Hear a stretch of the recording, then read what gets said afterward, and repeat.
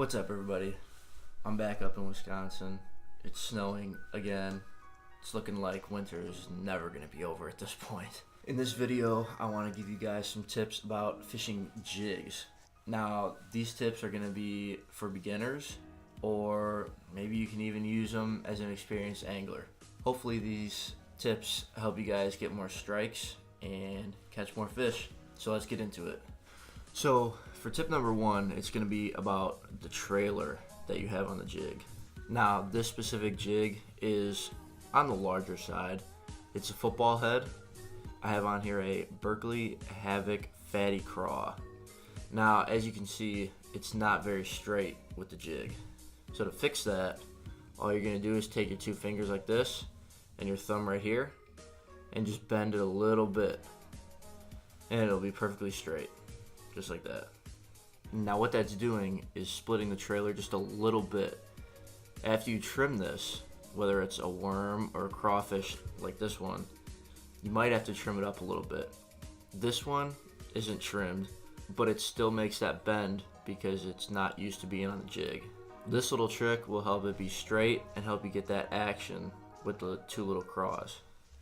Now the next thing is to make sure your skirt is trimmed. You never want the skirt to be longer than the trailer.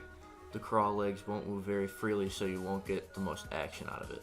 Now the skirt length will all depend on how long the trailer is. Now some jigs will have this top part of the skirt. That part you might want to trim even shorter to get a little more action.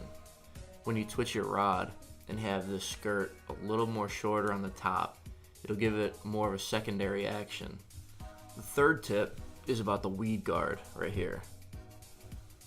Now, you never want the weed guard to be longer than the barb. As you can see, this one's pretty much in line with it. You want to do this because that way there's not so much stuff in between. The hook might not get fully stuck in the fish's mouth if it's too long. Now, for a little side tip on this, you can spread the weed guard a little bit. What this is going to do is it's going to help you not get snagged on weeds as much and not get snagged on logs when you're dragging it over the top of it. You might have to spread it out a little bit over time just to get it to stay, but I think it's pretty worth it. I get a lot less snags when it's more spread out like that. Now, the last tip is something I can't stress enough. If you're a beginner, bigger jigs might throw you off. Don't be scared of that. There's ways that you can make the jig feel smaller, like trimming the skirt, or just go for it and throw bigger jigs. The best thing to do is get confidence in your bait. I was never very big into using jigs, but I've recently got way more into it, and it's one of my top baits that I throw, even in ponds. I probably throw bigger jigs in ponds way more than anybody should, but it's confidence bait for me.